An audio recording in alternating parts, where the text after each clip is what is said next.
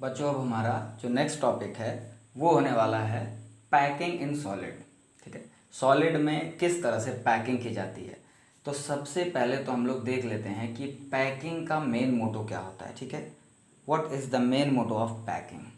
Packing हम लोग generally करते क्यों हैं। ठीक, देखिए पैकिंग करने का मेन मोटो क्या होता है। जब भी हम लोग कहीं घूमने जाना होता है, कहीं पर भी किसी हिल स्टेशन पर घूमने जाते हैं या कहीं टूर पर जाते हैं, तो सबसे पहली चीज़ क्या करते हैं, पैकिंग। पैकिंग करते समय जो सबसे ज़रूरी चीज़ है वो कौन सी है जिसका हमको ख्याल रखना होता है। ठीक है, पैकिंग करते समय वो कौन सी सबसे ज़रूरी चीज़ है जिसका हमें ख्याल रखना होता है।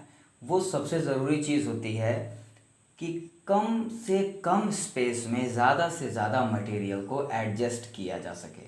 ठीक, कहने का मतलब है पैकिंग आपकी कैसी होनी चाहिए, पैकिंग आपकी कैसी होनी चाहिए, इफ़िशियंट होनी चाहिए। ठीक है, इफ़िशियंट होनी चाहिए, पैकिंग आपकी इफ़िशियंट होनी चाहिए। इफ़िशियंट का मतलब क्या है कि उसमें जो वैकेंट स्पेस है वो आपका कम से कम हो और ज़्यादा से ज़्यादा स्पेस उसमें भरा रहे, मतलब ज़्यादा से ज़्यादा सामान उसमें आ जाए। ठीक, तो पैकिंग इन सॉलिड हम लोग यही पढ़ेंगे कि कितने तरह की पैकिंग हो सकती है। Packing in solid, okay, packing in solid. Solid के अंदर जो पैकिंग होती है जो हमारे सिलेबस में है वो हम लोगों को दो तरह की पैकिंग पढ़नी है। ठीक है, कौन कौन सी पैकिंग। एक जो कैटेगरी है, ठीक है, उसमें हम लोग पढ़ेंगे पैकिंग इन 2 डायमेंशन, फिर पैकिंग इन 3 डायमेंशन। हम लोगों को जो मेन दो तरह की पैकिंग पढ़नी है वो कौन कौन सी है जिससे ज़्यादातर क्वेश्चंस आते हैं, packing in 2 dimension and packing in 3 dimension. लेकिन लगे हाथ हम लोग पैकिंग इन 1 डायमेंशन भी पढ़ लेंगे, हालांकि उससे बहुत ज़्यादा क्वेश्चन अराइज नहीं होते हैं, बहुत ज़्यादा क्या बिल्कुल न के बराबर क्वेश्चन आते हैं। लेकिन हम लोग स्टार्ट कर देते हैं पैकिंग इन 1 डायमेंशन से। तो देयर आर मेनली, अब हम लोग ये कह सकते हैं कि 3 टाइप्स ऑफ पैकिंग होती हैं। पैकिंग, पहला पैकिंग है पैकिंग इन 1D, 1 डायमेंशन। ठीक है, पैकिंग इन 1 डायमेंशन। ठीक है, पैकिंग इन 1 डायमेंशन किस तरीके से होता है। पैकिंग इन 1 डायमेंशन हमारा लीनियर पैकिंग होती है, लीनियर पैकिंग। ठीक है, लीनियर पैकिंग का मतलब क्या हुआ कि सिंपली जो हमारे स्फीयर्स होते हैं, स्फीयर का मतलब क्या, स्फीयर का मतलब जो हमारे मॉलिक्यूल्स या एटम या जो कॉन्स्टिट्यूएंट पार्टिकल होंगे वो लीनियरली पैक्ड होंगे। एक स्फीयर, ये हमारा दूसरा स्फीयर, ये तीसरा स्फीयर, चौथा स्फीयर, ठीक, ये पांचवा स्फीयर लीनियरली पैक्ड होंगे। अगर इसमें हम कोऑर्डिनेशन नंबर की बात करें, अच्छा पहले तो ये कोऑर्डिनेशन नंबर होता क्या है, what do you mean by coordination number. Coordination number का मतलब होता है कि कोई भी एक स्फीयर यानी कि एक कॉन्स्टिट्यूएंट पार्टिकल से कांटेक्ट में जितने भी आपके कॉन्स्टिट्यूएंट पार्टिकल रहते हैं उसको क्या कहा जाता है, उस सॉलिड की पैकिंग का कोऑर्डिनेशन नंबर कहा जाता है। तो पैकिंग इन 1 डायमेंशन में कोऑर्डिनेशन नंबर आपका कितना निकल करके आ जा रहा है, कोऑर्डिनेशन नंबर आपका निकल करके आ जा रहा है 2। ठीक, कोऑर्डिनेशन नंबर 2। इसमें अगर हम किसी भी एक स्फीयर को पकड़ते हैं तो वो कितने स्फीयर के कांटेक्ट में है, कितने कॉन्स्टिट्यूएंट पार्टिकल्स के कांटेक्ट में है, सिर्फ और सिर्फ 2। तो ये तो हो गया आपका पैकिंग इन 1 डायमेंशन। ठीक, इसमें तो आपको कोई प्रॉब्लम नहीं होनी चाहिए। फिर नेक्स्ट है हमारा जो टॉपिक वो है पैकिंग इन 2 डायमेंशन।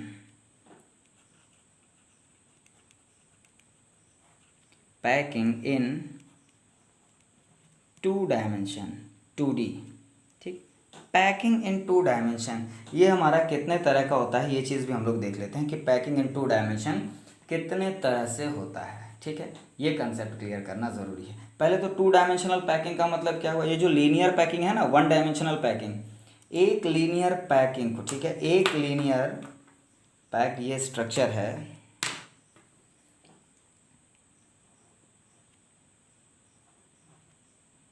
ये आपके स्फीयर्स हो गए, ये लीनियर पैकिंग। अगर इसके जस्ट नीचे हम स्फीयर की दूसरी लेयर लगा दें, जस्ट नीचे स्फीयर की दूसरी लेयर लगा दें तो ये किस तरह की पैकिंग होती है, पैकिंग इन 2 डायमेंशन। हम दो डायरेक्शन में मूव कर रहे हैं, एक इस डायरेक्शन में भी, एक इस डायरेक्शन में भी, हम दो डायरेक्शन में मूव करते हैं, इसीलिए इस तरह की पैकिंग को क्या कहा जाता है, इस तरह की पैकिंग को कहा जाता है पैकिंग इन टू डायमेंशन। ठीक, एक तो हो गई हमारे इस तरह की पैकिंग, ठीक, जिसमें एक लाइन के नीचे, जस्ट नीचे दूसरी लाइन है। अगर हम इस लाइन को ए टाइप लाइन कहते हैं तो सेकंड वाली लाइन भी क्या है, ए टाइप लाइन ही है। थर्ड वाली लाइन क्या है, ए, फोर्थ भी आपकी ए है। हम लोग ये कह सकते हैं कि packing in two dimension in this type of structure, ठीक है, in this type of packing, ये स्पेसिफिक पैकिंग होती है। इसको एक नाम दिया जाता है स्क्वायर क्लोज पैकिंग। इसको क्या नाम देते हैं, square close packing in 2D, two dimension. Square close packing in two dimension क्यों कहा जाता है, क्योंकि अगर किसी एक स्फीयर को चुनिए, बीच में से कोई स्फीयर चुनिए, उसके कांटेक्ट में हम लोग अगर देखते हैं तो मेनली आपके 4 स्फीयर आते हैं, और चारों स्फीयर के सेंटर को मिलाया जाए तो हमें क्या मिलता है, देखने को एक स्क्वायर देखने को मिलता है। इसलिए इस तरह की पैकिंग को हम लोग कहते हैं square close packing in two dimension. ठीक है, square close packing in two dimension. Okay, इतना क्लियर हो गया। यहाँ से हम इसका कोऑर्डिनेशन नंबर भी निकाल सकते हैं। इसका कोऑर्डिनेशन नंबर आपका क्या निकल करके आ जा रहा है, 4। हमने क्या किया, इसमें स्क्वायर क्लोज पैकिंग में जो स्फीयर्स हैं या इस तरह की पैकिंग आपकी वर्टिकली भी अलाइंड है, हॉरिजेंटली भी अलाइंड है। ठीक, वर्टिकली भी अलाइंड है, हॉरिजेंटली भी अलाइंड है। इस वर्टिकली और हॉरिजेंटली अलाइंड का मतलब क्या होता है, फर्स्ट स्फीयर के जस्ट नीचे सेकंड स्फीयर है, सेकंड के जस्ट नीचे आपका थर्ड है, थर्ड के जस्ट नीचे आपका फोर्थ है। यानी कि ऑल लेयर्स, ये sorry all lines are vertically aligned as well as horizontally aligned in square close packing in which coordination number is 4. okay, इस तरह की पैकिंग है। एक और तरह की पैकिंग होती है इसी में, उसको किस तरह की पैकिंग कहा जाता है, ध्यान से देखिएगा।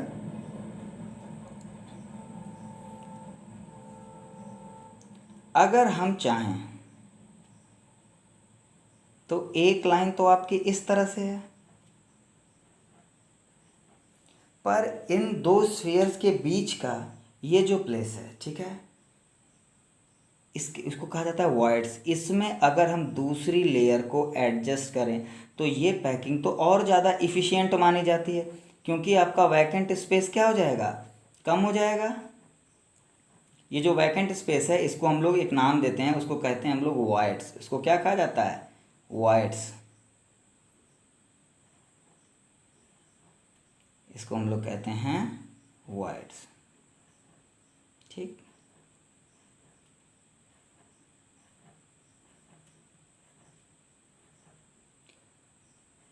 फर्स्ट लेयर की वैकेंसी में, यानी कि फर्स्ट लाइन की वैकेंसी में अगर हमने सेकंड लेयर को रख दिया, ठीक उस तरह से जिस तरह से जो फ्रूट सेलर्स होते हैं, ठीक है, ऑरेंजेस या एप्पल्स को किस तरह से रखते हैं, एक लेयर बिछा करके उसके जो वाइड्स होते हैं उसमें हम लोग दूसरी लेयर रखते हैं। ठीक है, एक मैं छोटे से एग्जाम्पल से आपको समझाने की कोशिश करता हूँ। ठीक, ये आपका क्या है, ये आपका स्क्वायर क्लोज पैकिंग है।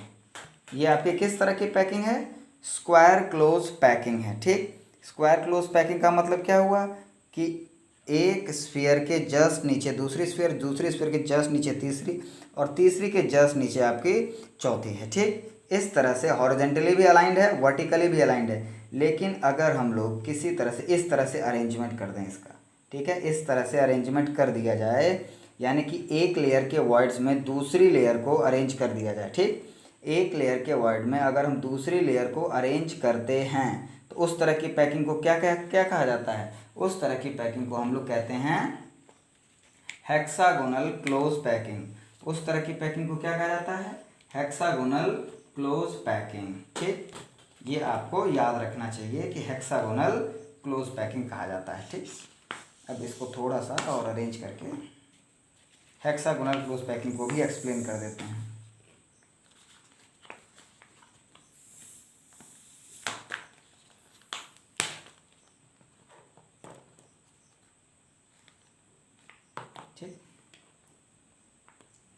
इसको नाम क्या दिया जाता है?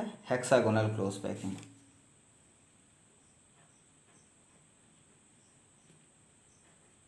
Hexagonal close packing in 2D। अब अगर इसमें हम लोग कोऑर्डिनेशन नंबर देखने की कोशिश करें, ठीक, एक स्फीयर ले लिया हमने, ठीक है, एक स्फीयर ले लिया। अब देखिए इसके चारों तरफ कांटेक्ट में कितने हैं स्फीयर? आपके 6 स्फीयर हैं टोटल, और 6 स्फीयर के सेंटर को मिलाया जाए तो एक रेगुलर हेक्सागन बनता है, जिस कारण इसको क्या कहा जाता है? जिस कारण इसको हम लोग क्या कहते हैं? Hexagonal close packing in 2 dimension. And hexagonal close packing in 2 dimension is more efficient than square close packing in 2 dimension. ठीक, तो हेक्सागोनल क्लोज पैकिंग देख लिया जाए किस तरीके से होता है। ये है आपका एक, ठीक, अब इसके वॉइड में अगर हम लोग एडजस्ट करते हैं, ठीक, इसके वॉइड में अगर हम लोग एडजस्ट करते हैं दूसरी स्फीयर को, ठीक, इसके वॉइड में एडजस्ट किया जाए दूसरी लेयर को, और फिर यहाँ पर एडजस्ट करते हैं तीसरी लेयर को,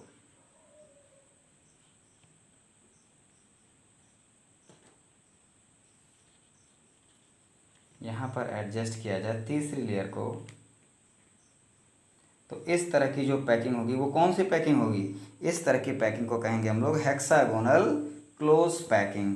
हेक्सागोनल क्लोज पैकिंग। अब ये स्फीयर है, अब इसके कांटेक्ट में टोटल आपके नंबर ऑफ स्फीयर कितने हैं? टोटल 6 हैं। हेक्सागोनल क्लोज पैकिंग ज़्यादा स्फीयर एक्वायर करती है और कम स्पेस। जो कम स्पेस का मतलब क्या है? जो हमारा वैकेंट स्पेस है वो क्या रहता है? वो कम रहता है, और ज़्यादा से ज़्यादा स्पेस हमारा भरा रहता है। तो ये हमारा hexagonal close packing in 2 dimension है, ठीक। और अगर हम लोग एक स्फीयर के जस्ट नीचे दूसरा स्फीयर रख देते हैं तो वो हमारा square close packing in 2 dimension होता है। ओके, इतना क्लियर हो गया। अब हम लोग को पैकिंग पढ़नी है 3 डायमेंशन में, ठीक। देखिए 3 डायमेंशनल पैकिंग थोड़ी सी टेक्निकल होती है। ओके, 3 डायमेंशनल पैकिंग हमारी थोड़ी सी टेक्निकल होती है, उसको ध्यान से समझना पड़ेगा। ज़्यादातर हम उसमें वो चीज़ें कवर करेंगे, ज़्यादातर चीज़ें हम उसमें ऐसे कवर करेंगे जो एग्ज़ाम में ज़्यादातर पूछी जाती हैं, ठीक। तब हम लोग नेक्स्ट हेडिंग डाल देते हैं, ठीक। हाँ, ये आपका क्लियर हो गया, square close packing and hexagonal close packing. Hexagonal close packing को ज़्यादा इफिशियंट माना जाता है। क्यों ज़्यादा इफिशियंट माना जाता है? क्योंकि इसमें वैकेंट स्पेस कम होता है, ठीक। तीसरा है packing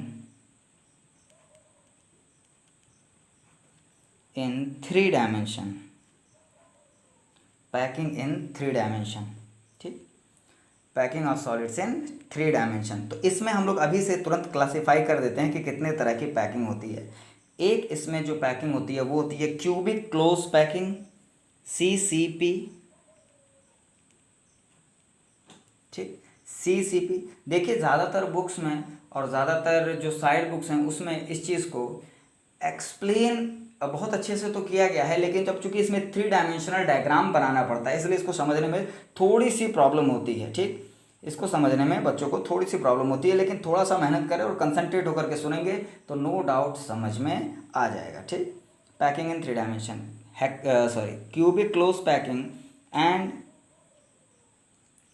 hexagonal close packing. Cubic close packing and hexagonal close packing. Okay, cubic close packing and hexagonal close packing. ये 3 डायमेंशन की क्यूबिक क्लोज पैकिंग है और ये 3 डायमेंशन की हेक्सागोनल क्लोज पैकिंग है। तो स्टार्ट करते हैं हम लोग cubic close packing in 2 dimension. इसमें क्या होता है, 3 डायमेंशन। इसमें क्या होता है कि हम सपोज करते हैं कि एक स्फीयर आपका यहाँ है, ठीक। इसमें क्या है कि एक लेयर है, एक लेयर के ऊपर दूसरी लेयर, दूसरी लेयर के ऊपर तीसरी लेयर, ठीक, तीसरी लेयर के ऊपर चौथी लेयर। तो इसमें ये चीज़ हम लोग को देखनी होती है। ये आपका है एक लेयर का एक स्फीयर लिया गया। अब इसके बाद हम लोग देखते हैं ये दूसरी लेयर,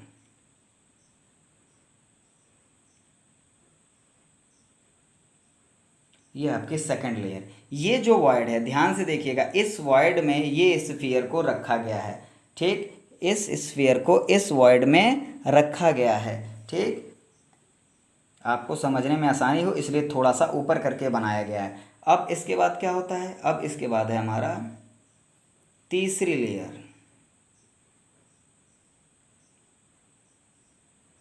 और तीसरी लेयर के वॉइड्स में आपकी जो सेकंड लेयर है इसको रखा गया है, ठीक है, तीसरी लेयर के वॉइड में सेकंड लेयर है उसको रखा गया है, और इसके नीचे आता है हमारा ये लास्ट फोर्थ लेयर, ठीक, इसके नीचे आता है आपका ये लास्ट फोर्थ लेयर। तो इस तरह से जब हम लोग इसको एक पॉइंट स्ट्रक्चर से समझने की कोशिश करते हैं सारे के सारे स्फीयर्स को, तो हम लोग पॉइंट बना लेते हैं, ठीक है। किस तरह से इसके सारे के सारे पॉइंट्स बना लेते हैं, ध्यान से देख लीजिएगा, ठीक उसी तरह से इसके सारे के सारे हम लोग पॉइंट्स बनाएंगे, ठीक।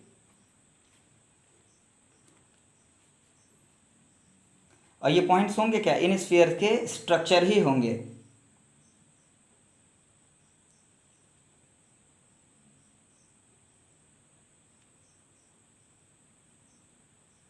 इन स्फीयर के स्ट्रक्चर, सेंटर के स्ट्रक्चर होंगे।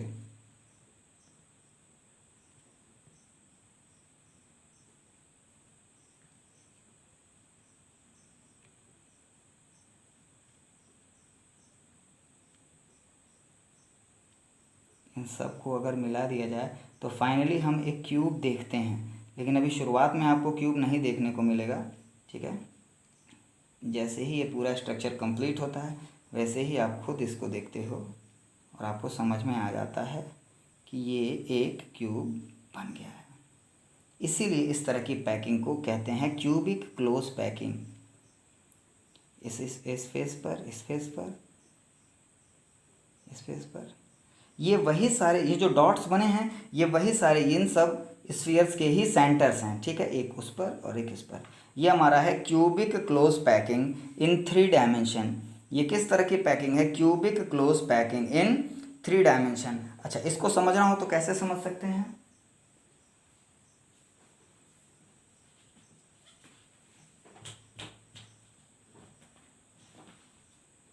इसको समझना हो तो किस तरीके से समझा जा सकता है, ठीक है। सबसे पहले एक स्फीयर इस तरह से रखते हैं, ठीक, अब उसके बाद इस तरह से तीसरी लेयर है, ठीक, तीसरी लेयर को कैसे रखा गया है, इस तरीके से, और उसके बाद जो चौथी लेयर है, चौथी लेयर के लिए एक स्फीयर। अब ये जो हमारा इस तरह से पूरा का पूरा सेटअप आपको नज़र आता है, ठीक। अब इसमें क्या है, इसमें क्या है, फर्स्ट लेयर, फर्स्ट लेयर और फोर्थ लेयर, फर्स्ट लेयर और फोर्थ लेयर आपकी क्या है, वर्टिकली अलाइंड है, मतलब फर्स्ट लेयर का स्फीयर ही फोर्थ लेयर के जस्ट नीचे आएगा।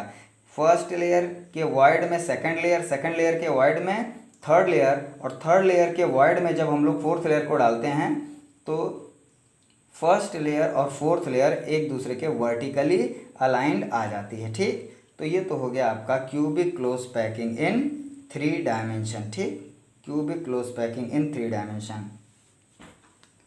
अब इसके बाद हम लोग देखते हैं hexagonal close packing. Hexagonal close packing, hexagonal close packing को अगर समझना हो, हेक्सागोनल क्लोज पैकिंग भी बहुत आसान होती है।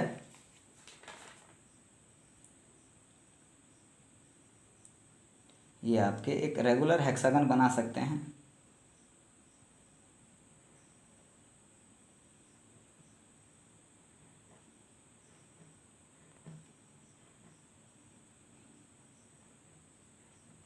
ये एक हो गया हेक्सागन, और इसके जस्ट नीचे दूसरा हेक्सागन अगर चाहें तो ये स्फीयर्स का हेक्सागन 1 2 3 4 5 6 हेक्सागन बना सकते हैं, ठीक। और बीच में एक ये फेस सेंटर्ड के लिए होता है। अगर इनके सेंटर्स को मिला दिया जाए, अगर इन सब स्फीयर्स के सेंटर्स को मिला दिया जाए तो हमें किस तरह का स्ट्रक्चर देखने को मिलता है, ध्यान से देखिएगा।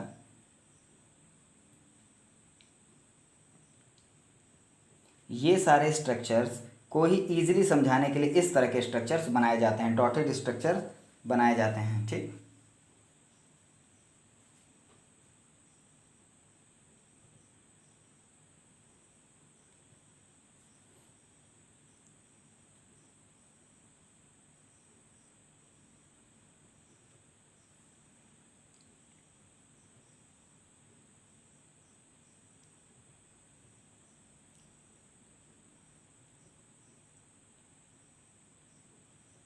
पैकिंग का टॉपिक अगर ढंग से समझना है तो हमें 3 डायमेंशनली सोचना पड़ता है, ठीक है। 3 डायमेंशनली सोचने का मतलब क्या है?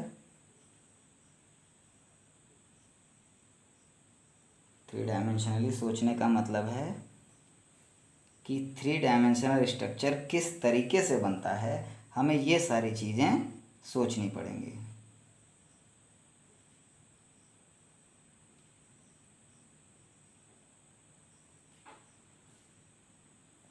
इन सब को मिला दिया जाए तो एक रेगुलर हेक्सागन नीचे और एक रेगुलर हेक्सागन ऊपर देखने को मिल जाएगा, ठीक। एक रेगुलर हेक्सागन नीचे और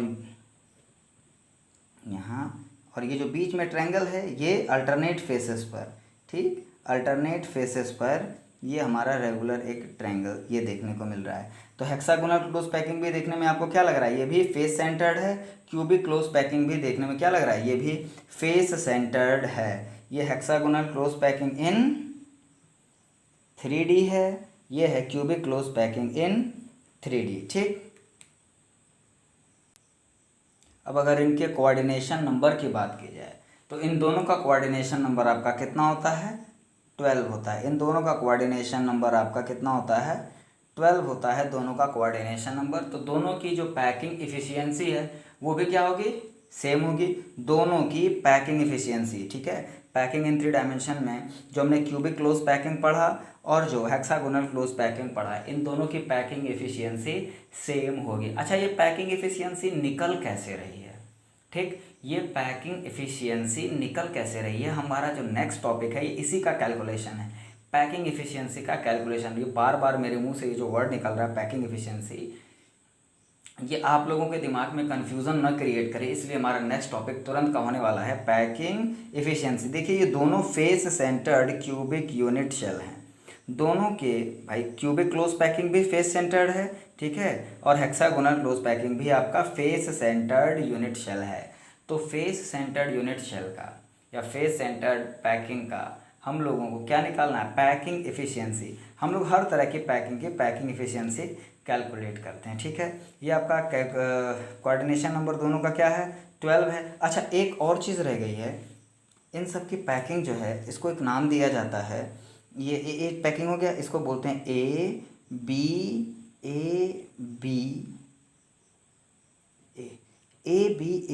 टाइप पैकिंग। ये किस तरह की पैकिंग है? ए बी टाइप पैकिंग, ठीक। ये किस तरह की पैकिंग है? देखिए ए अलग, बी अलग, सी अलग, फिर ये A B C A type packing कहा जाता है, ठीक है। इसको क्या कहते हैं? A B C A type packing कहा जाता है, ठीक है। A layer, B layer, C layer और फिर ए लेयर, ठीक है। यानी कि first layer is vertically aligned with fourth layer, ठीक। इसको किस तरह की पैकिंग कहते हैं? A B A type packing कहा जाता है, यानी कि first layer is vertically aligned with third layer, ठीक। इन दोनों की पैकिंग इफिशियंसी सेम होती है। नेक्स्ट हमारा टॉपिक है पैकिंग इफिशियंसी को ही कैलकुलेट करना, ठीक है। पैकिंग इफिशियंसी को कैसे कैलकुलेट करते हैं, ओके।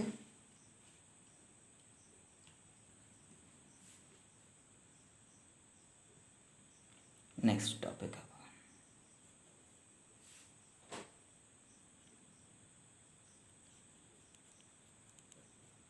Packing efficiency.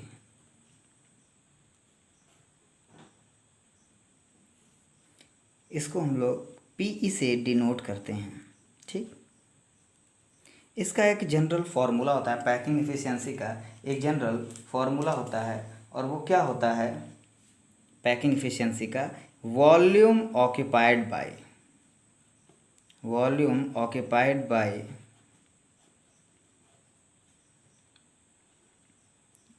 आपका स्फीयर्स, ठीक है, volume occupied by spheres. Spheres का मतलब हो गया एटम या constituent particles upon volume of unit shell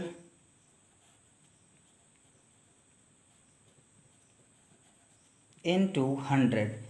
अच्छा, यहाँ से आपको ये पता चल जा रहा होगा कि जो पैकिंग एफिशिएंसी है वो परसेंटेज में निकलनी है, ठीक है। पैकिंग एफिशिएंसी किस चीज़ में निकलनी है, परसेंटेज में ही आपकी निकलेगी, ठीक है। सिंपल सा इस फॉर्मूले को समझ लिया जाए। कोई एक यूनिट शेल है, उस यूनिट शेल के अंदर स्फीयर्स अरेंज हैं, ठीक।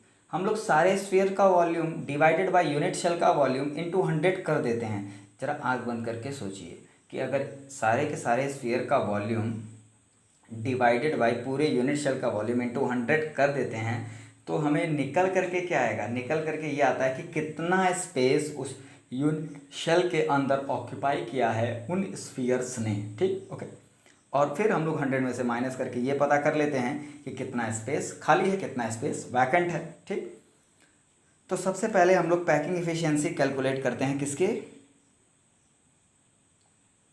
पैकिंग एफिशिएंसी कैलकुलेट करते हैं सिंपल क्यूबिक यूनिट शेल या प्रिमिटिव यूनिट शेल की। Packing efficiency of A part है आपका, packing efficiency of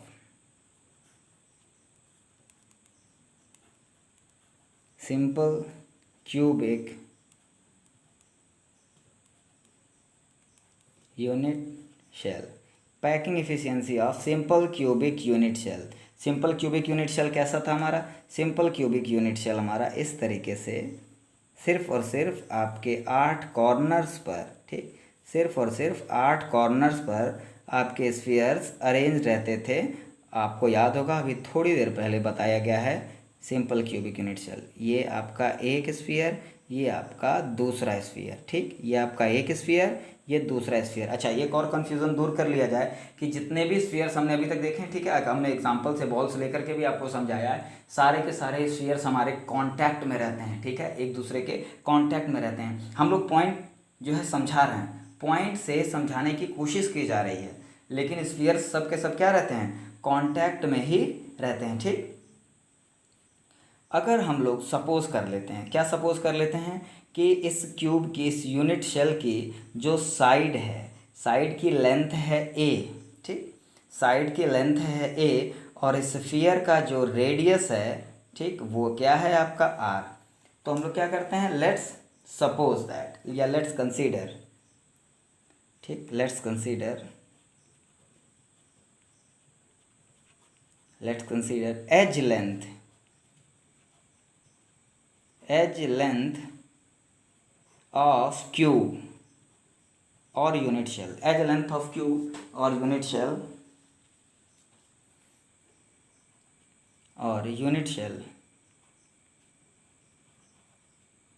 is a small a and radius of constituent particle, that means sphere, that sphere is small r। तो इस figure से, इस diagram से हम क्या देख सकते हैं, इस डायग्राम से हम लोग एक चीज़ तो क्लियर हो जा रही है इस डायग्राम से कि a is equal to 2r, ठीक, a is equal to 2r।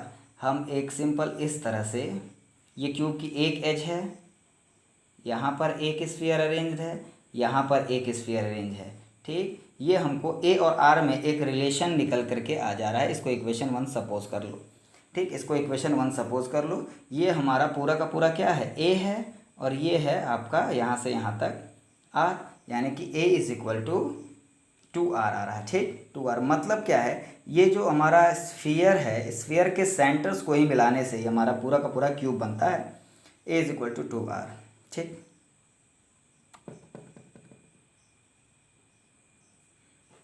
Okay, अब क्या करते हैं, अब फॉर्मूला लगाते हैं। पैकिंग इफिशियंसी का फॉर्मूला क्या था, पैकिंग इफिशियंसी का फॉर्मूला है volume occupied by spheres, volume occupied by sphere, ठीक। वॉल्यूम ऑक्यूपाइड बाय स्फीयर, एक स्फीयर का वॉल्यूम कितना होता है आपका 4/3 पाई आर क्यूब।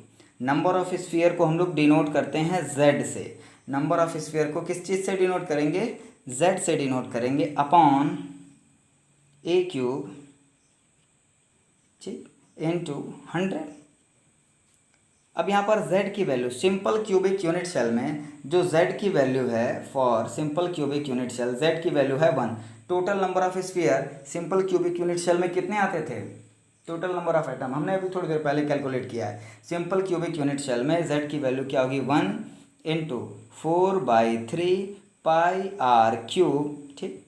अब ये r और a हमको पता नहीं इसकी वैल्यू, ठीक, लेकिन हमें ये पता है a और r में क्या रिलेशन है, ठीक। a की जगह अगर हम चाहें तो क्या लिख सकते हैं? 2r लिख सकते हैं, 2r क्यूब, 2r का होल क्यूब, ठीक। इस पूरे इक्वेशन को सॉल्व करने के बाद आर क्यूब से आर क्यूब कैंसिल हो जाएगा, आपका आता है 52.4%। ये आपके आ जाती है पैकिंग इफ़िशियंसी, ठीक, packing efficiency of simple cubic unit cell, simple cubic unit cell.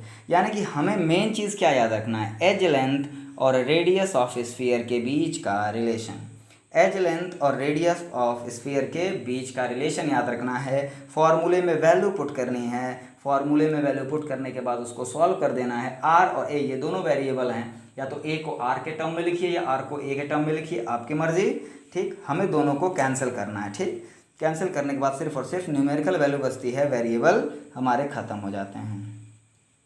Next है आपका अब पैकिंग इफ़िशियंसी ऑफ, ठीक, packing efficiency of FCC, packing efficiency of FCC, face centred cubic unit cell,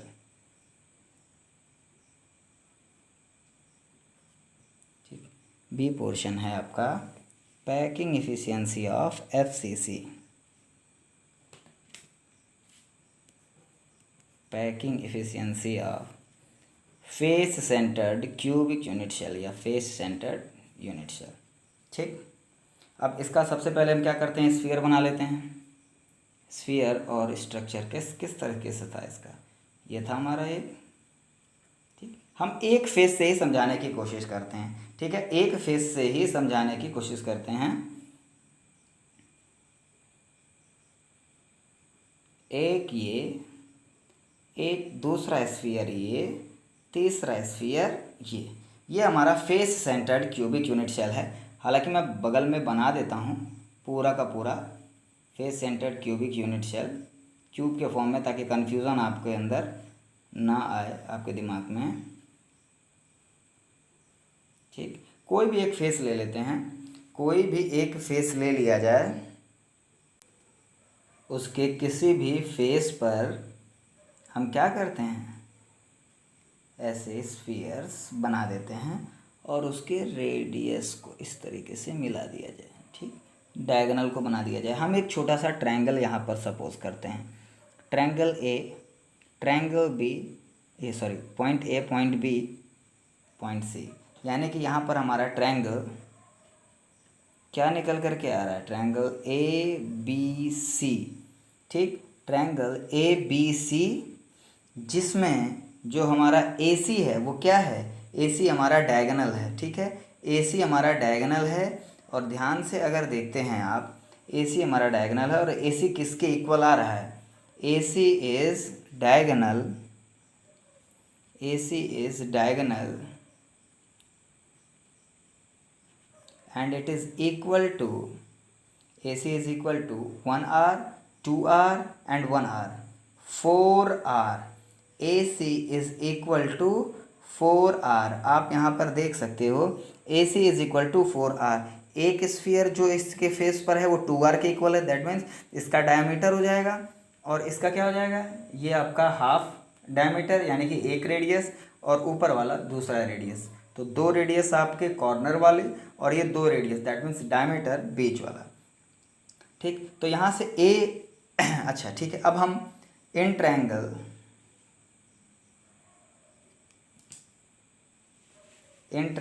A B and C, ठीक, यहाँ पर हम लोग इसको सॉल्व कर देते हैं। एक लाइन यहाँ पर खींच दी जाए ताकि सेपरेट हो जाए।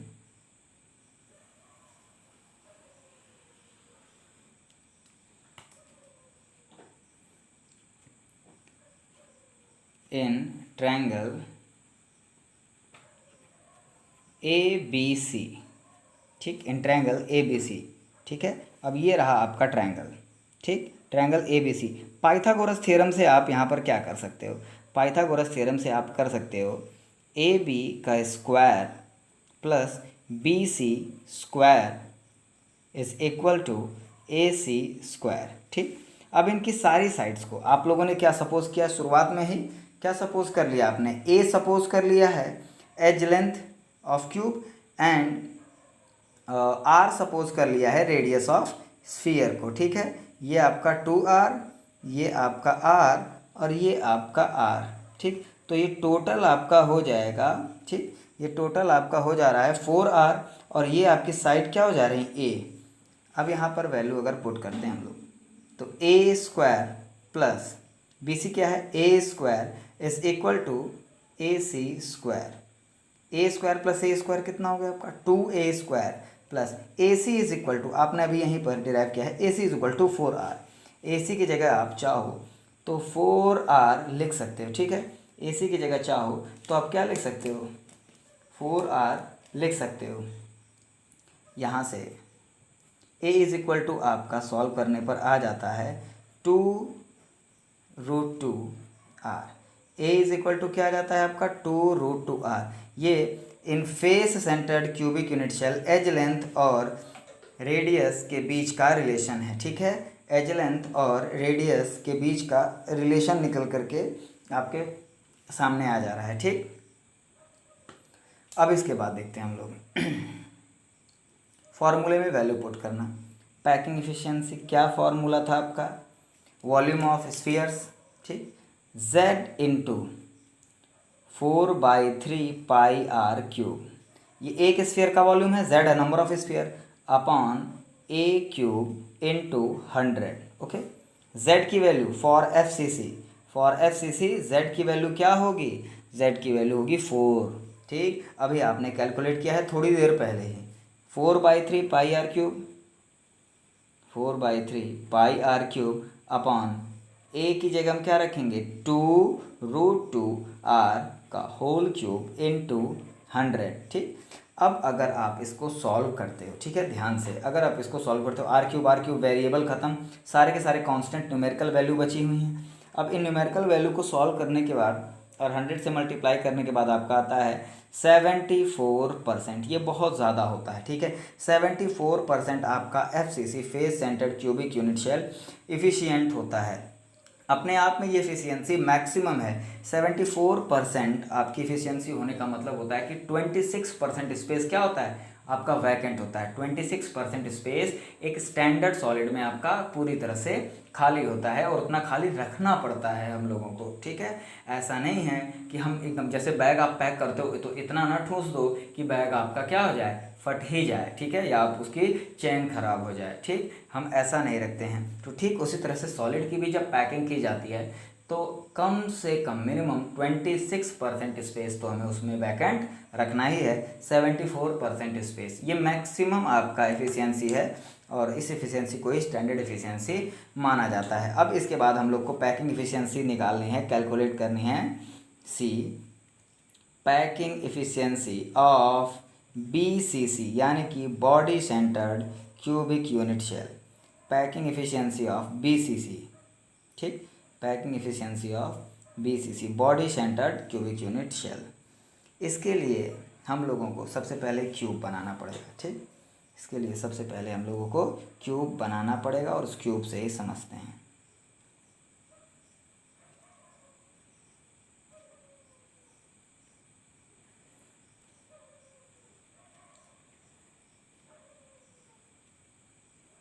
Body centred cubic unit cell. अब इसमें देखिए क्या करना होगा। इसमें जब भी हम लोग स्फीयर बनाते हैं, ठीक है, जब भी स्फीयर बनाएंगे जो इंटरनल डायगोनल है। इंटरनल डायगोनल का मतलब क्या होता है, जैसे आपका कोई रूम है, कोई कमरा है, क्यूबिकल शेप के जनरली कमरे होते हैं, तो कमरे के सामने वाले ऊपर की तरफ एक छोर से अगर हम लोग नीचे दूसरी तरफ दूसरे छोर के डायगोनल को इस तरह से अगर मिलाते हैं, ठीक है, मतलब इस तरफ के डायगोनल को दूसरे तरफ के डायगोनल से मिलाते हैं तो तो ये आपका क्या कहा जाता है, ये आपका बल्क डायगोनल कहते हैं। और अगर बल्क डायगोनल पर ऊपर ठीक एक एंड पर आपका एक स्फीयर है और पूरी तरह से बॉडी के बीच में दूसरा स्फीयर है और इस बॉडी के बीच में ये तीसरा स्फीयर है, इनको मिला दें अगर, ये जो डायगोनल है पूरे क्यूब का 3 डायमेंशनल डायगोनल, ठीक, मतलब ये आगे की तरफ और ये नीचे पीछे की तरफ अगर इसके स्फीयर्स को मिला दिया जाए तो भी हमें एक डायगोनल मिल करके आता है, ये देखने में आता है, ठीक। अब नीचे वाले फेस के भी डायगोनल को मिला दिया जाए। अब यहाँ पर हम लोग 2 राइट एंगल ट्रायंगल देखते हैं, ठीक है, 2 राइट एंगल ट्रायंगल देखते हैं। एक आपका है ए बी और सी, ठीक, ए बी और सी, और एक आप यहाँ पर लिख सकते हैं एक ए बी और सी, ठीक। ये आपका बी वाला, यहाँ पर देखने में ये एंगल आपका 90 डिग्री नहीं लग रहा है पर एक्चुअल में ये आपका 90 डिग्री ही है, ठीक है। अब साइड, क्यूब की साइड क्या होती है, क्यूब की साइड आपने ए सपोज किया है, रेडियस ऑफ स्फीयर आर। यहाँ पर मेन प्रॉब्लम आती है ए और आर के बीच रिलेशन पता करने में, ठीक। ए और आर के बीच रिलेशन पता करने में मेन प्रॉब्लम आती है। हम क्या करते हैं, सबसे पहले इसको ए बी सी डी, इस पॉइंट को डी सपोज कर लेते हैं। सबसे पहले हम लोग इन ट्रायंगल ए सी डी, ठीक, in triangle A B D relation निकालते हैं। In triangle A B D,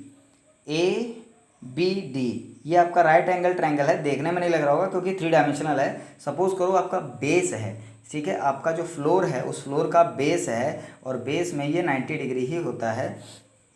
तो ये जो आपका ए बी है, ठीक है, ये जो ए बी साइड है ये आपकी हो जाती है diagonal A B square is equal to क्या निकल करके आता है, A D square plus B D square, A B square is equal to A D square plus B D square, ठीक।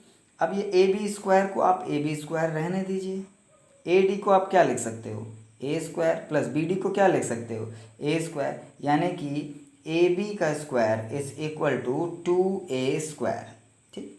अब दूसरे ट्रायंगल में आ जाते हैं तुरंत। In triangle A B C, in triangle A B C, ध्यान से 3 डायमेंशनली सोच करके लिखिएगा। इन ट्रायंगल ए बी सी, ठीक, A B square plus B C square is equal to A C square. A B square आपका क्या है 2a square, ठीक, बी सी स्क्वायर क्या है आपका ए स्क्वायर, और ए सी स्क्वायर आपका क्या है, ए सी की जगह हम यहाँ पर 4r लिख सकते हैं, 4r स्क्वायर, ठीक है, 4r स्क्वायर। तो यहाँ पे आपका ये आ जाता है 3a square is equal to ये आपका 4r का होल स्क्वायर, और यहाँ a और r के बीच रिलेशन क्या निकल करके आ जाता है, a इज इक्वल टू आपका क्या निकल करके आ जाता है 4/√3, 4/√3r, ठीक, 4/√3r आपका a यानी कि एज लेंथ और रेडियस के बीच रिलेशन निकल के आता है इन BCC। और यहीं पर हम तुरंत पैकिंग इफिशियंसी भी कैलकुलेट कर लेते हैं, ठीक। अब यहीं पर हम लोग पैकिंग इफिशियंसी भी कैलकुलेट कर लेते हैं। पैकिंग इफिशियंसी इन BCC क्या है फॉर्मूला आपका, Z into 4/3 pi r cube, Z into 4/3 pi r cube upon A cube into 100, A cube into 100,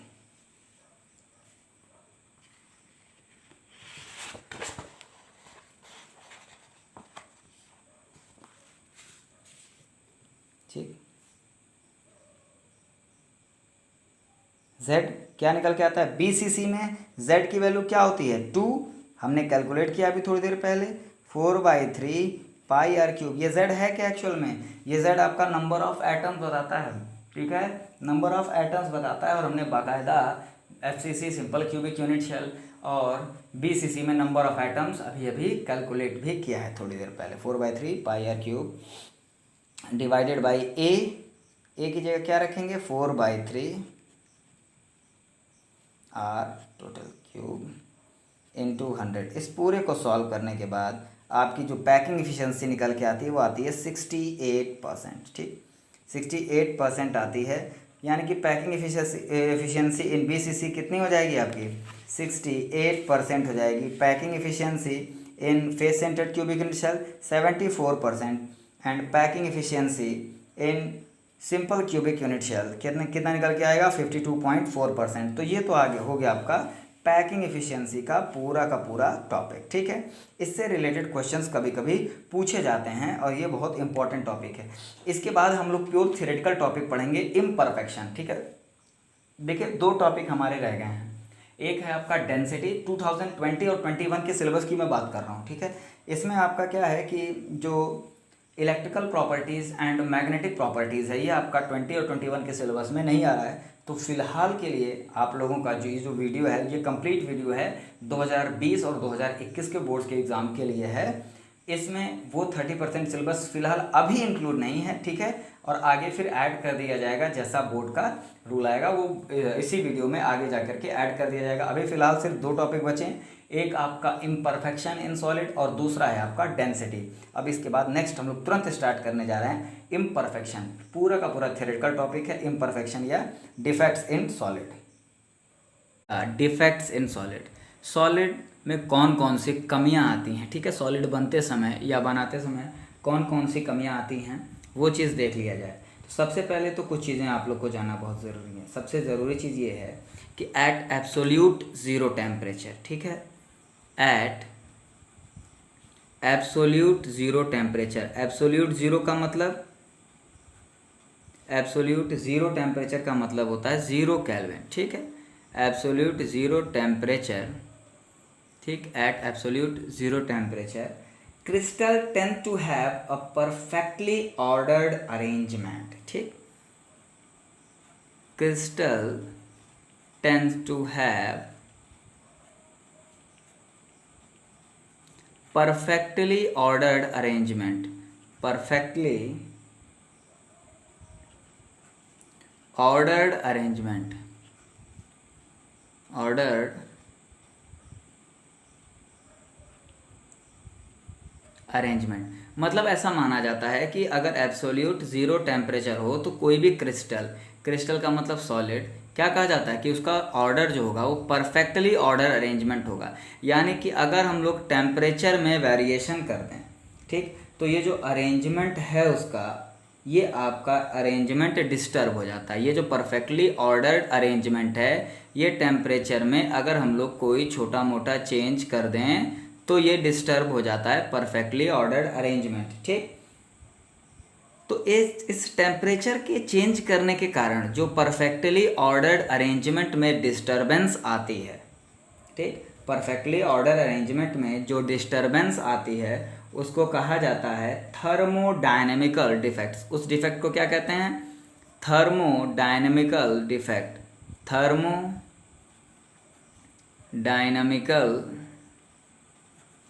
defects. ठीक, हमें इस पर बहुत ज़्यादा जोर नहीं देना है, बहुत ज़्यादा इसके बारे में नहीं पढ़ना है। Thermodynamical defects, thermodynamical defects clear हो गया। ठीक है, थर्मोडायनेमिकल डिफेक्ट्स वो डिफेक्ट्स होते हैं जो टेम्परेचर में वेरिएशन करने पर परफेक्टली ऑर्डर्ड जो अरेंजमेंट होता है उसमें डिस्टर्बेंस के कारण जनरेट होते हैं। ओके, कई बार क्या होता है कि कुछ डिफेक्ट्स ऐसे होते हैं जो आपके जो कॉन्स्टिट्यूएंट पार्टिकल्स हैं उनके अंदर जो इरेगुलरिटीज़ आ जाती हैं उसके कारण अराइज होते हैं। ठीक, देख लिया जाए, उन सब डिफेक्ट्स को एक नाम दिया जाता है, उन सारे डिफेक्ट्स को एक नाम देते हैं हम लोग, उनको कहते हैं पॉइंट्स डिफेक्ट। उनको क्या नाम दिया जाता है, पॉइंट्स डिफेक्ट। ठीक है, पॉइंट डिफेक्ट या पॉइंट डिफेक्ट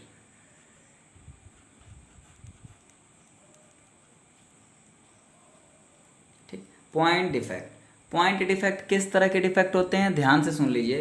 पॉइंट डिफेक्ट ऐसे डिफेक्ट होते हैं जो irregularity in arrangement of atoms, irregularity in arrangement of atoms, atoms का मतलब कॉन्स्टिट्यूएंट पार्टिकल्स, उसमें इरेगुलरिटी के कारण जो अराइज होता है। ठीक है, तो इसकी डेफिनेशन हम लोग लिख सकते हैं, the defect which the defect which arises due to irregularities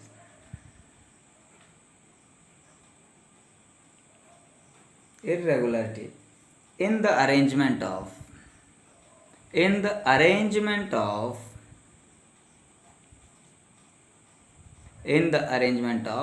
constituent particle.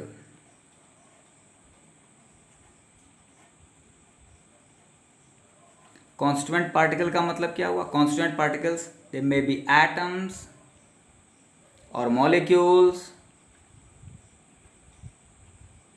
और आयंस.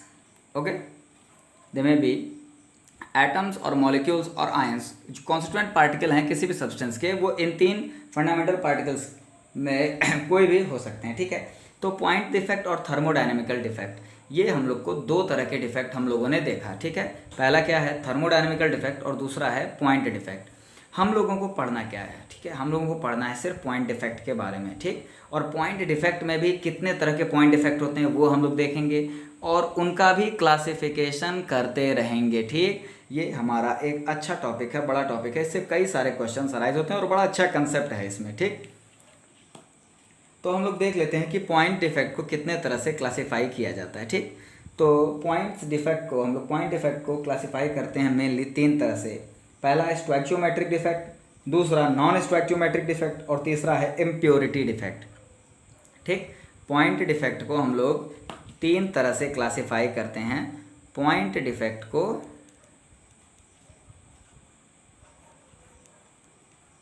ठीक है तीन तरह से क्लासिफाई किया जाता है और तीनों को हम लोग बराबर बराबर टाइम दे करके क्लियर कर लेते हैं. ठीक, पहला जो है वो है आपका स्टोइचियोमेट्रिक डिफेक्ट. स्टोइचियोमेट्रिक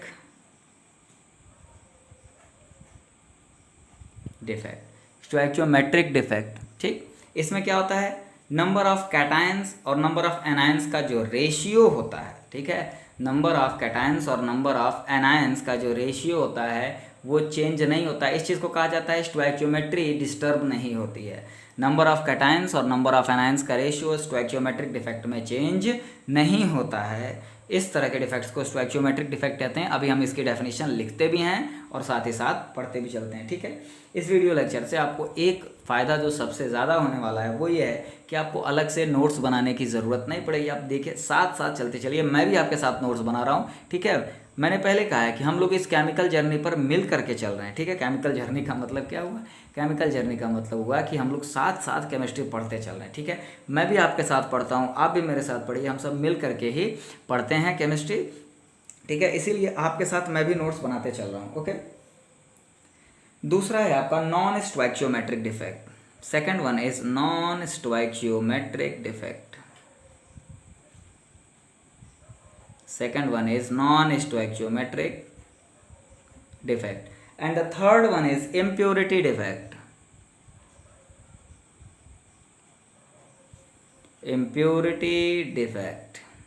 ठीक, ये चीज़ क्लियर हो गई. स्टोइचियोमेट्रिक डिफेक्ट, नॉन स्टोइचियोमेट्रिक डिफेक्ट और इम्प्योरिटी डिफेक्ट. ठीक, नॉन स्टोइचियोमेट्रिक डिफेक्ट भी आपको समझ में आ गया होगा क्या? अब अरे भाई, स्टोइचियोमेट्रिक डिफेक्ट का मतलब क्या हुआ? अब देखिए, जिसमें नंबर ऑफ कैटायंस और नंबर ऑफ एनायंस का रेशियो बराबर हो. ठीक है, इक्वल हो. नॉन स्टोइचियोमेट्रिक डिफेक्ट का मतलब होता है कि जिसमें नंबर ऑफ कैटायंस और नंबर ऑफ एनायंस का रेशियो इक्वल ना हो. ये जो वर्ड है हमारा स्टोइचियोमेट्रिक और नॉन स्टोइचियोमेट्रिक, इसके पीछे का एक मज़ेदार किस्सा याद आता है. ठीक है, एक मेरे सर थे. ठीक है, नाम उनका नहीं लूँगा, केमिस्ट्री ही मुझे पढ़ाते थे. ठीक, स्कूल में नहीं, कोचिंग में मैं उनसे पढ़ता था, केमिस्ट्री का कोचिंग करता था मैं. तो उनके वहाँ भी जब भी मैं पढ़ने जाता था, उनकी एक आदत थी कि वो पान खा करके पढ़ाते थे. ठीक, और जब वो पान खा करके पढ़ाते थे और मुंह में पान भर के ये जो स्टोइचियोमेट्रिक वर्ड बोलते थे. ठीक, स्टोइचियोमेट्रिक वर्ड मुंह में पान भर के जिस तरीके से वो बोलते थे, और सबसे जो बुरी चीज़ ये थी कि बचपन से ही मेरी हाइट बहुत ज़्यादा नहीं है, तो मैं आगे की तरफ ही बैठता था और मुझे ही देख करके जब भी वो बोलते थे स्टोइचियोमेट्रिक डिफेक्ट, इस तरह से जनरली आप लोग बात करते हो, अगर मुंह में कुछ हो तो उनके मुंह से पान के आधे से ज़्यादा जो छींटे होते थे वो मेरे फेस पर आ जाते थे और मैं पूछते हुए कहता था जी सर आ गया समझ में, इसके अलावा कुछ और पढ़ाइए। ठीक, तो वही चीज़ है कि स्टोइचियोमेट्रिक डिफेक्ट और नॉन स्टोइचियोमेट्रिक डिफेक्ट बोलने में थोड़ा सा अजीब लगता है, लेकिन चीज़ें समझ में आ जाएंगी, परेशान होने की ज़रूरत आपको नहीं है। ठीक, अब हम लोग देख लेते हैं स्टोइचियोमेट्रिक डिफेक्ट के बारे में। हेडिंग डाल देते हैं स्टोइचियोमेट्रिक डिफेक्ट। बहुत लोग इसको स्टोइकियोमेट्रिक भी बोलते हैं, आपकी मर्जी, बोलिए जो लिखिए वही जो मैं बोल रहा हूँ, स्टोइचियोमेट्रिक डिफेक्ट। ठीक, स्टोइचियोमेट्रिक डिफेक्ट में क्या है, इसमें हम लोग को पढ़ना है in which in this type of defect stoichiometry do not disturb. ठीक, स्टोइचियोमेट्री डू नॉट डिस्टर्ब, लिख सकते हैं कि these are the defect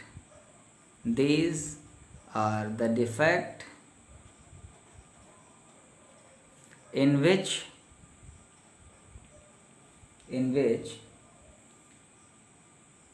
the stoichiometry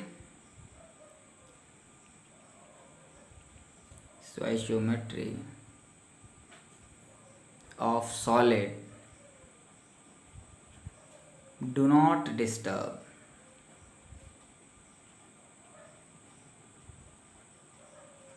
ठीक, do not disturb, stoichiometry of solid do not disturb, मतलब स्टोइचियोमेट्री ऑफ सॉलिड हमारी disturb नहीं होती है। ठीक है, स्टोइचियोमेट्री का मतलब क्या हुआ, नंबर ऑफ कैटायंस और नंबर ऑफ एनायंस का जो रेशियो है वो क्या होगा, इक्वल होगा, वो डिस्टर्ब नहीं होगा। That means ratio of anion to the cation should be same after defect। Defect आने के बाद भी जो रेशियो है एनायन और कैटायन का वो क्या होगा, सेम होगा, अलग अलग नहीं होगा। ठीक है, तो स्टोइचियोमेट्रिक डिफेक्ट तो समझ में आ गया क्या होता है। अब देख लेते हैं इसको डीपली जा करके समझते हैं कि एक्चुअल में होते कितने तरह के हैं। देखिए स्टोइचियोमेट्रिक डिफेक्ट भी हमारा दो तरह का होता है। ठीक, दो तरह का होता है, एक होता है वैकेंसी डिफेक्ट, एक होता है आपका वैकेंसी डिफेक्ट। ठीक है, और दूसरा होता है इंटरस्टिशियल डिफेक्ट। जो दूसरा डिफेक्ट होता है वो होता है आपका इंटरस्टिशियल डिफेक्ट। ठीक है, इंटरस्टिशियल डिफेक्ट, एक आपका वैकेंसी डिफेक्ट हो गया, एक आपका इंटरस्टिशियल डिफेक्ट। ठीक है, अब इस चीज़ को ध्यान से समझ लेते हैं, बिना डायग्राम के आपको ये समझ में नहीं आएगा, लेकिन फिर भी मैं बताता हूँ। ठीक है, डायग्राम बना करके भी समझा देता हूँ अभी। वैकेंसी डिफेक्ट का मतलब नाम से क्या लग रहा है, वैकेंसी डिफेक्ट का मतलब है कि इसमें से एनायन या कैटायन अपने इंटरस्टिशियल साइट को छोड़ करके, अपने लैटिस साइट को छोड़ करके, लैटिस साइट मतलब समझ रहे हैं, मतलब जो उनका एक्चुअल साइट है, जो उनकी एक्चुअल पोजीशन है, उसको छोड़ करके सॉलिड से एस्केप कर जाते हैं। बात समझ में आ रही है कि नहीं, और वहाँ पर जनरेट हो जाती है वैकेंसी। ठीक, तो इसको हम लोग कैसे लिख सकते हैं कि when some of the lattice site, ठीक, लिख लीजिए, फिर समझा देता हूँ डायग्राम बना करके। Lattice sites are vacant, when some of lattice sites are vacant, the crystal is said to be vacancy defect, said to have vacancy defect। ठीक, and this results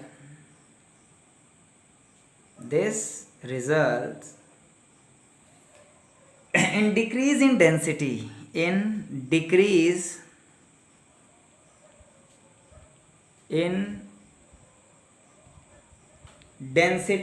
of solid। ठीक, कैसे देखते हैं, सपोज कर लेते हैं ये हमारा आपका एक सॉलिड है। ठीक, ये आपका कोई सॉलिड है,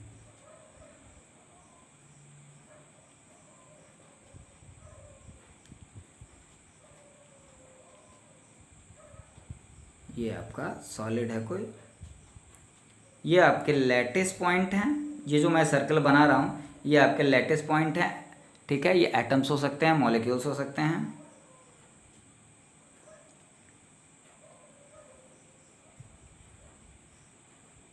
ये आपका परफेक्ट सॉलिड है, ठीक। इसको आप लोग कह सकते हो कि भैया ये हमारा परफेक्ट सॉलिड है।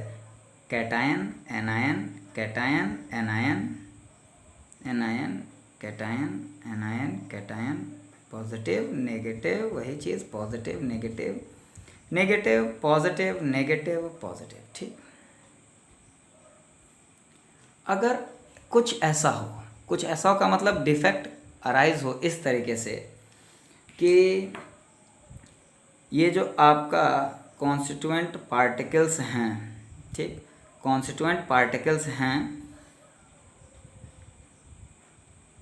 यहाँ पे ये जो लैटिस साइट है यहाँ पर वैकेंसी जनरेट हो जाए, खाली प्लेस, यहाँ पर कोई भी सब्सटेंस, कोई भी आयन ना रहे, ठीक है। वैकेंसी जनरेट हो जाए, कोई भी सब्सटेंस यहाँ पर, कोई भी पार्टिकल, कोई भी कॉन्स्टिट्यूएंट पार्टिकल ना रहे, इस तरह के डिफेक्ट को ही क्या कहते हैं हम लोग? वैकेंसी डिफेक्ट कहते हैं, ठीक। इस तरह के डिफेक्ट को ही क्या कहा जाता है? वैकेंसी डिफेक्ट ही कहा जाता है, ठीक। जैसे positive negative, positive negative, negative, यहाँ पर कोई आयन नहीं, ठीक है, कोई भी चार्ज नहीं, कोई कॉन्स्टेंट पार्टिकल यहाँ है नहीं, ये आपके लैटिस साइट को छोड़ करके कहीं जा चुका है। इवन इस सॉलिड में भी ऐसा नहीं कि इंटरस्टिशियल साइट में आ गया बीच में, इन सब साइट्स को कहा जाता है इंटरस्टिशियल साइट्स। ये इंटरस्टिशियल साइट्स में भी नहीं आते हैं, दे एस्केप फ्रॉम सॉलिड, ठीक है।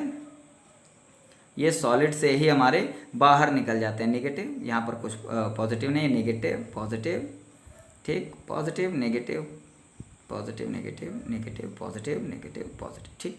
तो ये एक वैकेंसी जनरेट हुए कि नहीं, खाली जगह आ गई कि नहीं, ठीक।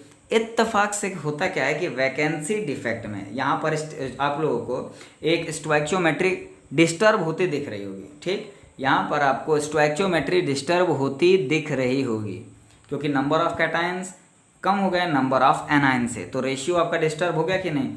तो इसी रेशियो को मेंटेन करने के लिए देखिए, एक पॉजिटिवली चार्ज सब्सटेंस गायब हुआ है, एक नेगेटिवली चार्ज सब्सटेंस भी गायब हो जाता है, ठीक है। इलेक्ट्रिकल न्यूट्रलिटी को मेंटेन करने के लिए, इलेक्ट्रिकल न्यूट्रलिटी को मेंटेन, इसलिए सेम नंबर ऑफ एनायन और same number of cation escape कर जाते हैं हमारा पूरे के पूरे सॉलिड से, ठीक है। अगर एक एनायन बाहर निकलेगा तो ठीक उसी की तरह एक कैटायन भी बाहर निकल जाएगा। इससे दो फायदे होते हैं, दोनों क्या है?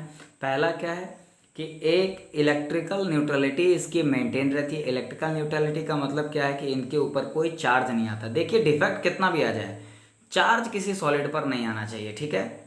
डिफेक्ट कितना भी आ जाए, चार्ज किसी सॉलिड पर नहीं आना चाहिए, ओके। अब इससे डेंसिटी भी कम हो जा रही है। क्यों डेंसिटी कम हो जा रही है? साफ साफ दिख रहा है कि भैया नंबर ऑफ पार्टिकल्स इसमें से कम हो जा रहे हैं, पूरे सॉलिड में से नंबर ऑफ पार्टिकल्स आपके निकल जा रहे हैं, ठीक। इंटरस्टिशियल डिफेक्ट में क्या होता है कि अगर कुछ कॉन्स्टिट्यूएंट पार्टिकल, ठीक, कुछ कॉन्स्टिट्यूएंट पार्टिकल अपने स्पेस पर ना रहें, ठीक, अपने स्पेस पर ना रहें, अपने स्पेस छोड़ के उसी सॉलिड में ही रहें, पर जो उनके लिए बना करके रखा गया है स्पेस, उस स्पेस पर ना रहें, ठीक। इंटरस्टिशियल डिफेक्ट में ऐसा डिफेक्ट कहा जाता है इनको, ठीक। कहा जाता है कि सम कॉन्स्टिट्यूएंट पार्टिकल, सम constituent particles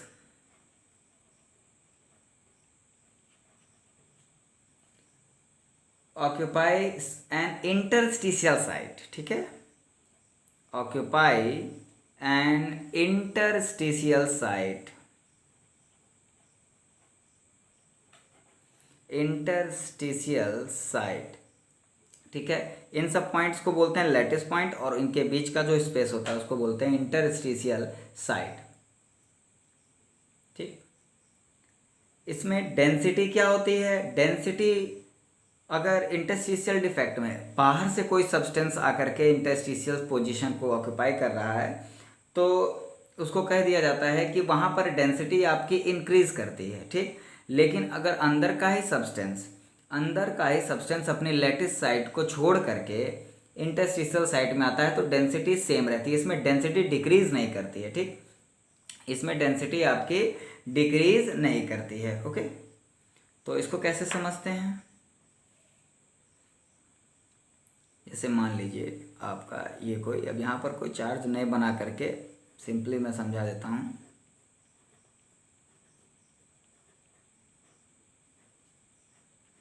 या ठीक है, कोई बात नहीं, चार्ज से ही समझा दिया जाता है, चार्ज से समझने में आसानी रहती है थोड़ी।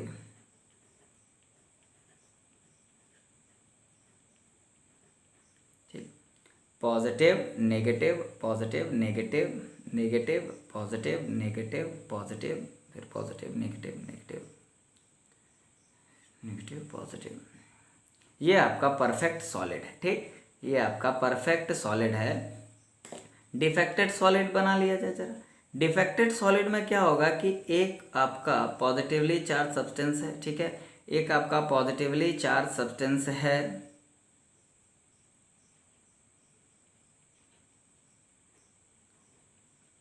इस इंटरस्टिशियल साइट में, आपका इंटरस्टिशियल साइट में बाहर से कोई फॉरेन से, फॉरेन का मतलब है विदेश नहीं होता है, ठीक है, फॉरेन का मतलब यहाँ पर क्या हो जाएगा, बाहर से कोई सब्सटेंस आता है। ठीक, बाहरी कोई सब्सटेंस अगर इस इंटरस्टिशियल साइट में आ जाता है और इस तरीके से आए कि इसकी स्टोइकियोमेट्री डिस्टर्ब ना हो, जैसे मान लीजिए कोई कैटायन आ गया, इसके बीच में कोई कैटायन आ गया तो वहाँ पर एक एनायन का भी आना या नेगेटिव चार्ज का भी आना कंपलसरी है, ज़रूरी है, ताकि इलेक्ट्रिकल न्यूट्रलिटी मेंटेन रहे। अब ये क्या है, अब ये डिफेक्टेड सॉलिड है। ठीक, ये डिफेक्टेड क्यों है? क्योंकि जो अरेंजमेंट है वो रेगुलर नहीं है।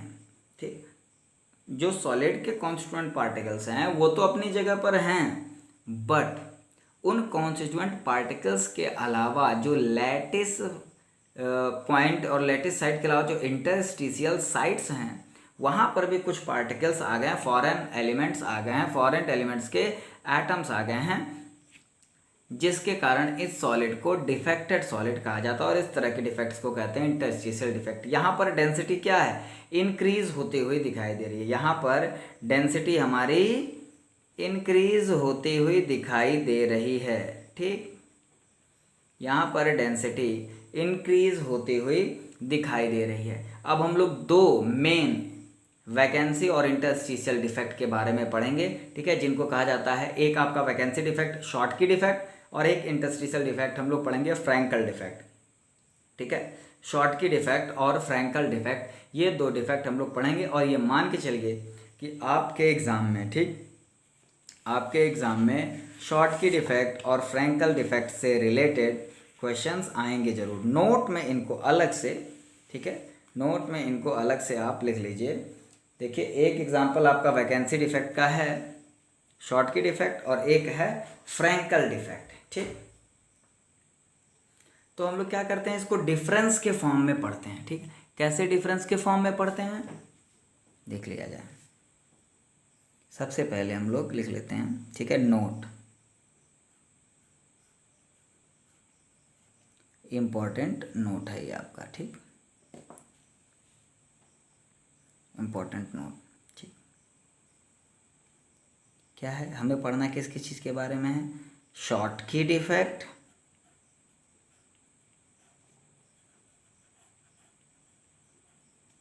And Frenkel defect.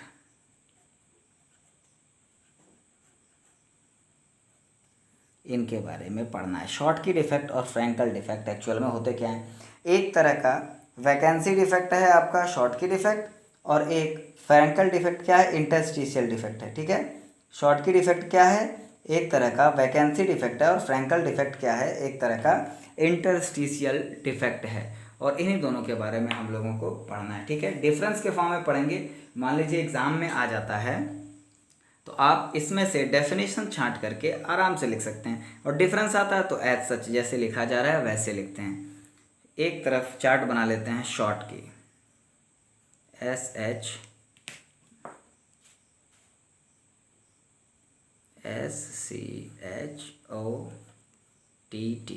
शॉर्ट की defect.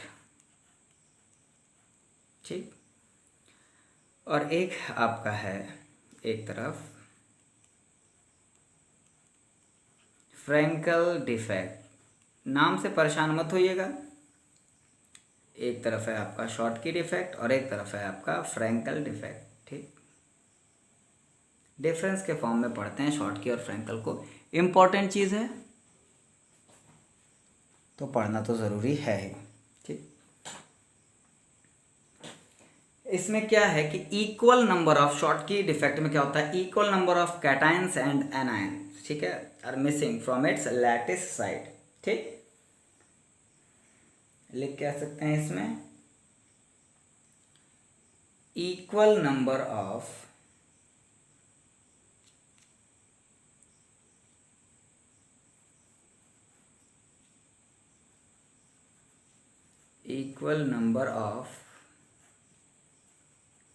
anion and cation escape from solid। ठीक है, इक्वल नंबर ऑफ कैटायन और एनायन क्या होते हैं, सॉलिड से एस्केप कर जाते हैं या आपके बाहर निकल जाते हैं। ठीक है, सॉलिड से बाहर निकल जाते हैं या एस्केप कर जाते हैं, हम लोग कह सकते हैं। ठीक, यहाँ पर एक डायग्राम बना करके हम लोग समझा देते हैं।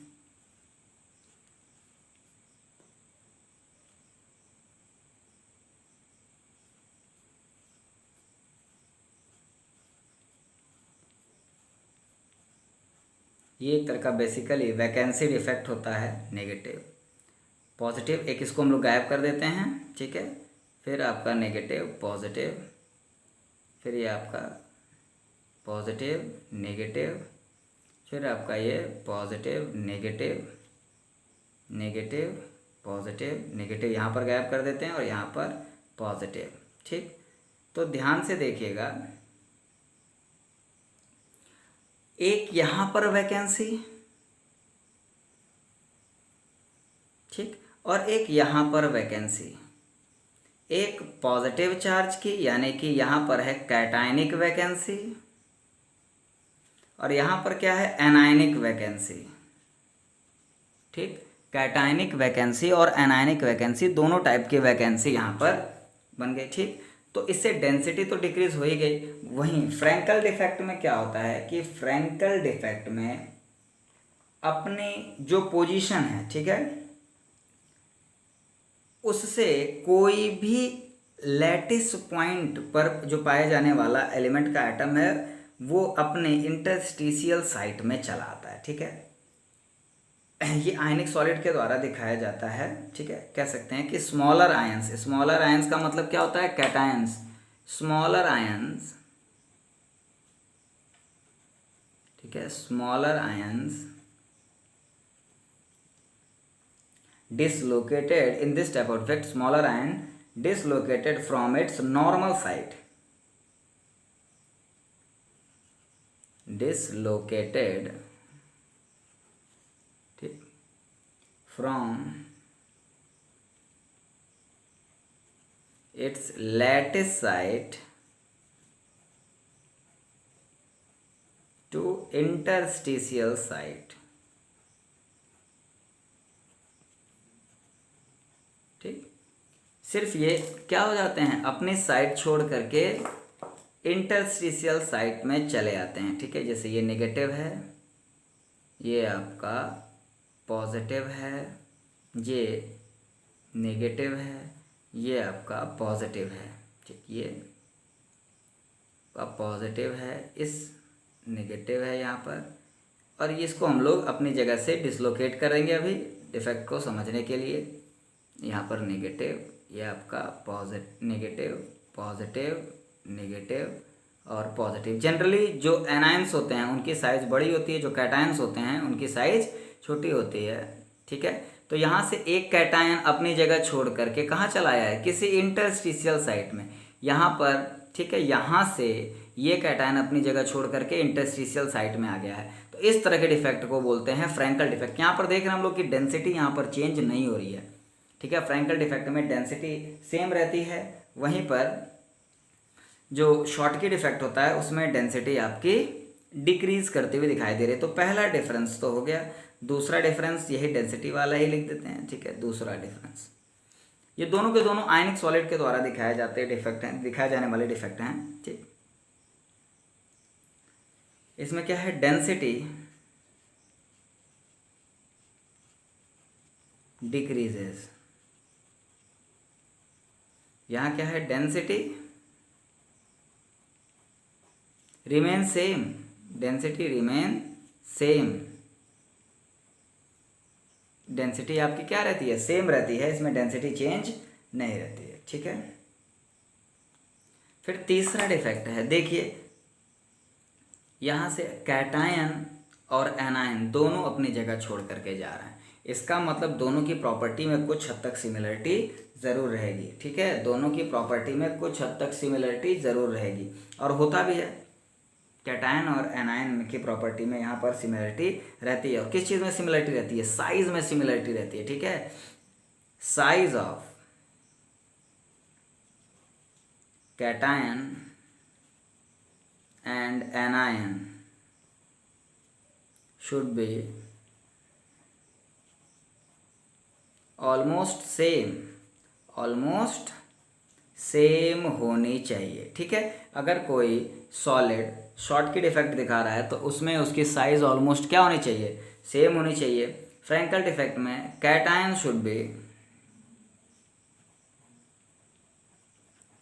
शुड हैव स्मॉलर साइज या smaller radius,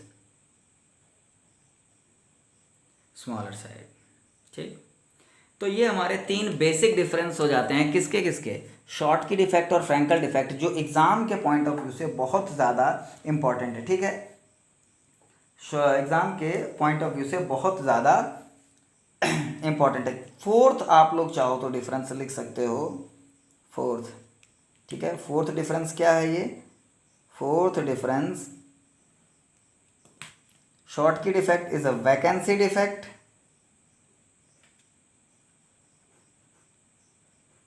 and Frankel defect is an interstitial defect। देखिए साथ साथ हम लोग नोट्स बनाते चल रहे हैं, ठीक है। मुझे भी अच्छा लग रहा है, आप लोग को भी अच्छा लगेगा। साथ साथ हम लोग साफ नोट्स बनाते चल रहे हैं, जो आगे भी काम आएगा, ठीक है। और इसकी पिक लेकर के मैं एक PDF में कन्वर्ट करके आप लोगों को वीडियो के साथ ही दे दूंगा, ठीक। और ये दोनों के दोनों डिफेक्ट आयनिक सॉलिड के द्वारा ही दिखाए जाते हैं, दोनों के दोनों डिफेक्ट आयनिक सॉलिड के द्वारा दिखाए जाते हैं, ठीक है। तो अब हम लोगों का एक जो स्टोइचियोमेट्रिक डिफेक्ट है वो क्लियर हो गया। अब हम लोग देखते हैं नॉन स्टोइचियोमेट्रिक डिफेक्ट को, ठीक। स्टोइचियोमेट्रिक डिफेक्ट का मतलब देखिए यहाँ पर इलेक्ट्रिकल न्यूट्रलिटी, दोनों टाइप ऑफ डिफेक्ट्स में इलेक्ट्रिकल न्यूट्रलिटी आपकी डिस्टर्ब नहीं हुई है, ठीक। और ना ही स्टोइचियोमेट्री डिस्टर्ब हुई है। Number of cations number of anions के इक्वल हैं दोनों टाइप ऑफ डिफेक्ट में। साथ ही साथ जो इलेक्ट्रिकल न्यूट्रलिटी है वो भी दोनों की मेंटेन है, ओके। अब हम लोग देखते हैं नॉन स्टोइचियोमेट्रिक डिफेक्ट्स।